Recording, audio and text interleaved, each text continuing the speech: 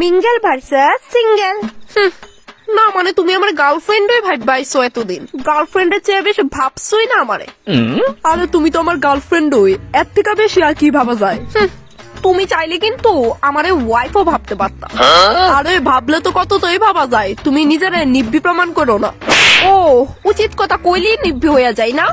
তুমি তো আমাকে ভালোই বাসো না।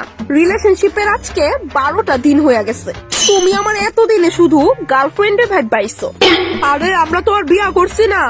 আহ বাবু শাট আপ। এই নিব্বির বাচ্চা প্রতি সেকেন্ডে আমার মুড খারাপ করে। বাবু পেট ভরা খাইছো না তুমি? না তুমি কেমনে বুঝছো আমার যে পেট ভরছে না?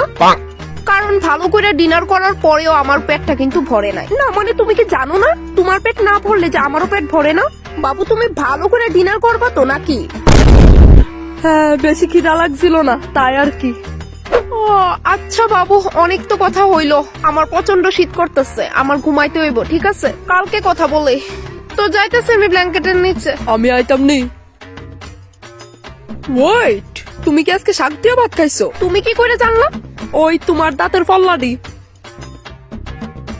আমার সাথে কথা কইবি না তুই। কাইটা দিল কেরে? আমি তো হাসা কথাই কইছি, যা দেখছি তাও তো কইছি, এর মধ্যে রাগার কি আছে? সত্যি যারা সিঙ্গেল থাকে না তারা শান্তিতে থাকে। এখন আমার শুধু শুধু এই নিব্বিরে মানাইতে লাগবো। উফ